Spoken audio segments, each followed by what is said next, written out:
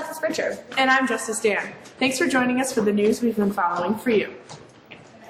Super Tuesday has come and gone, and the big winner was certainly Donald Trump, as he took some very big steps towards securing the Republican nomination for president. The controversial candidate took 7 on the 11 states, and according to most political pundits, has locked up the nomination. Democrat Hillary Clinton and Trump seized decisive Super Tuesday victories with math and momentum on their side, leaving rivals scrambling for last chance, long shot strategies. For the Republican establishment, the search was increasingly dire. Trump's 7 victories in states across the country amounted to a GOP establishment collapse, with no clear sign of rapid recovery. While his rivals promised to fight on, the party remained deeply divided over the preferred Trump alternative. Marco Rubio won only liberal Minnesota. Senator Ted Cruz took his home state of Texas, neighboring Oklahoma and Alaska. Clinton also won 7 of the nearly a dozen states that weighed in Tuesday. Rival Bernie Sanders won his home state of Vermont, as well as Minnesota, Oklahoma, and Colorado. The next set of primaries is March 15th. A New York judge says the U.S. Justice Department cannot force Apple to provide the FBI with access to locked iPhone data in a routine Brooklyn drug case.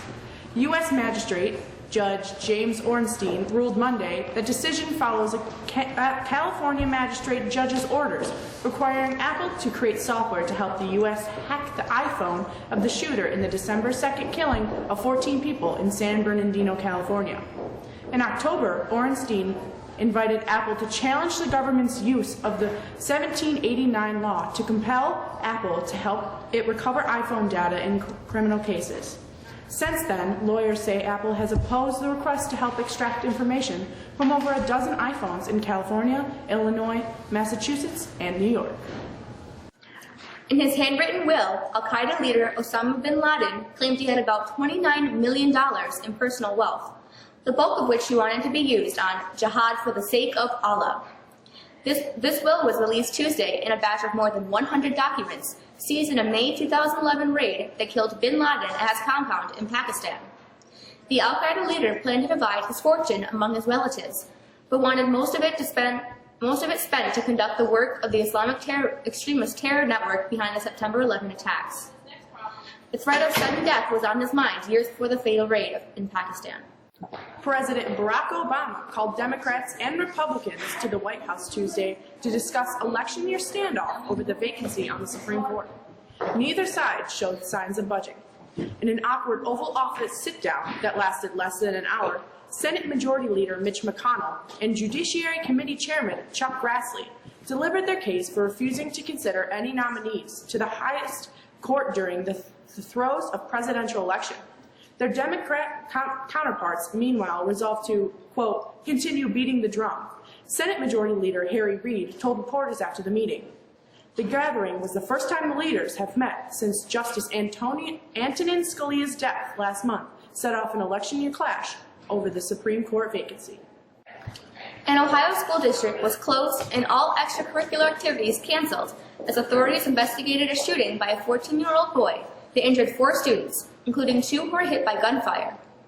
Butler County Sheriff Richard Jones in southwestern Ohio said he's aware of a motive in Monday's shootings at Madison local schools, but isn't ready to release it.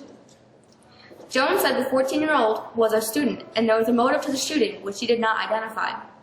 The boy was charged preliminarily with 2 counts of attempted murder, 2 counts of felonious assault, inducing panic and making terrorist threats, Jones said. Astronaut Scott Kelly returned to Earth on Wednesday after an unprecedented year in the space for NASA, landing in Baran, Kazakhstan, with a Russian cosmonaut who shared his whole space station journey. Their Soyuz capsule parachuted into the Central Asian steppes and landed in a science-rich mission at the International Space Station that began last March and was deemed a stepping stone to Mars. It was a triumphant homecoming for Kelly and Mikhail Koryenko after 340 days in space. They checked out of the space station 3.5 hours earlier as their Soyuz undocked calls of Godspeed filled the Twitterverse. The pair traveled 144 million miles through space, circled the world 5,440 times, and experienced 10,880 orbital sunrises and sunsets during the longest single spaceflight by an American. A woman killed on her first shift after being sworn in as a police officer was remembered Tuesday as a peacemaker and someone who accomplished much in her short life. Ashley Guyton, 28, was killed Saturday when she responded to a report of a domestic argument at a home in Woodbridge. 2 other Prince William County Police Department officers were wounded, and a woman at the home was also killed. The woman's husband is in custody and charged with the shootings.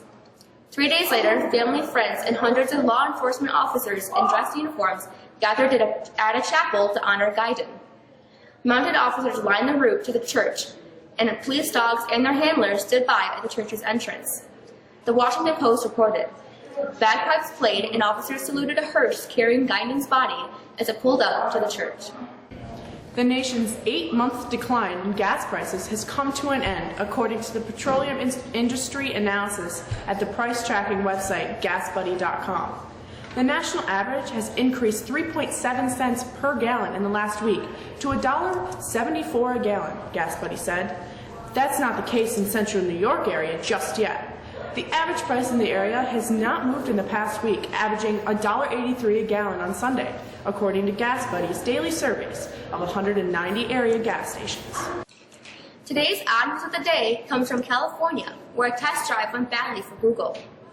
A self-driving car struck a public bus on a city street, a fender bender that appears to be the first time one of the tech company's vehicles caused an accident.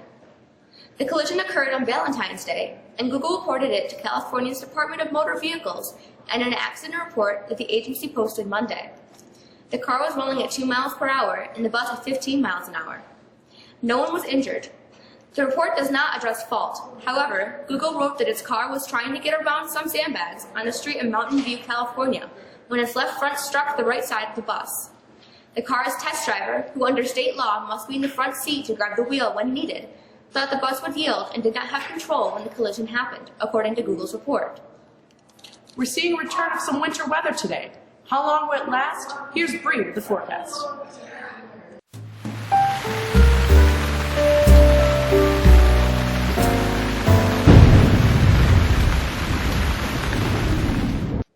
Some cold air is sweeping in our area, and with it, some snow showers and very windy conditions for the rest of our Wednesday.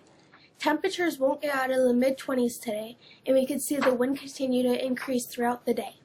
Some gusts could reach to 40 miles per hour. For Thursday, the cold remains. Temps will barely reach 20 with times of sun and clouds. As we head into the weekend, we can expect temperatures to creep up a little towards the freezing mark as cloud skies give way to some clearing. With that clearing, though, temperatures are going to plummet into the low teens Friday night. Further out, Saturday and Sunday both look bright but still cold compared to what we've been experiencing much of the last 2 weeks. That's a quick look at the forecast. I'm Bree. Have a great day. With a quick look at sports, here's Abby Garrett.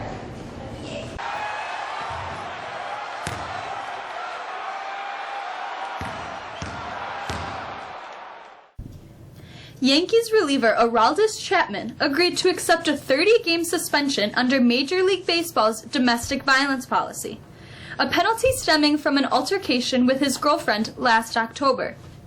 Under the discipline announcement Tuesday, the 4-time All-Star will serve the penalty from the start of the Yankee season on April 4th. He will lose 30 days of pay, which all in all is $11,325,000 of salary. The agreement specifies he will be eligible for free agency after this season, barring any additional suspension for off-the-field conduct that would cost him the necessary service time. Chapman became the first player penalized a finite number of games under the policy, which MLB and the Players Association agreed to in August following several high-profile incidents among NFL players. Sportscaster and TV host Erin Andrews testified Tuesday that her career has thrived since a stalker took nudes and videos of her and posted them on the internet. But she doesn't think she'll get over the emotional fallout. Andrews has been on the witness stand for 2 days, often giving tearful testimony about the fear and suffering she has gone through as a result of the stalking and the videos. She has filed a $75 million lawsuit against her stalker and the owner and operator of the Nashville Marriott at Vanderbilt. The hotel is a franchise. A Rhode Island high school boys basketball team won the state title during a D3 tournament over the weekend and celebrated with a dog pile in the middle of the court.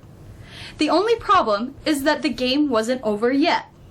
The Burrillville High School Broncos had a 1-point lead with 4 seconds left when they intercepted an inbound pass, seemingly sealing their state title win. Here's the footage. Final seconds when Jared Cabral pulls up, drains the jumper. Broncos up 59-58. Last chance for Charo, 4 seconds left. The ball is picked off by Dominic Esposito. He throws the ball high into the air. Burrillville thinks they've won. Not so fast. Nathan Morin of Charo actually caught the ball, called timeout with time still on the clock. Meanwhile, Burrillville thinks they've won. They're dogpiling, but you can see the refs get together, confirm, still 1 second left. So here we go. Charo down 1, second to go. Jacob Beauregard makes the pass of his lifetime to Tom Longaluco at the rim. Can you believe it? Charo stuns Burrillville 60. That's a quick look at sports. I'm Abby Garrett. The big event on the calendar this week is the Drama Club's production of Mary Poppins. The musical is scheduled for March 3rd, 4th, and 5th, with curtain rising at 7 at the Middle School Auditorium. We'll be streaming it live, the Friday night performance, on our Ustream channel. You'll be able to find the link by going to the district's website. The stream will also be archived. The boys volleyball game will be played on March 10th, starting at 7 p.m. in the high school gym. Spring sports are just 1 week away, and athletes are reminded to make sure that their paperwork is in place, including physicals. And finally, attention seniors. Don't forget to sign up for the senior trip to Ohio in Cedar Point outside of the chorus room. The class needs at least 30 students to sign up. Okay, that's all for us today. For the staff of I'm the Tigers News, we hope you have a great day. I'm Justice Dan. And I'm Alexis Fritcher. Have a great day.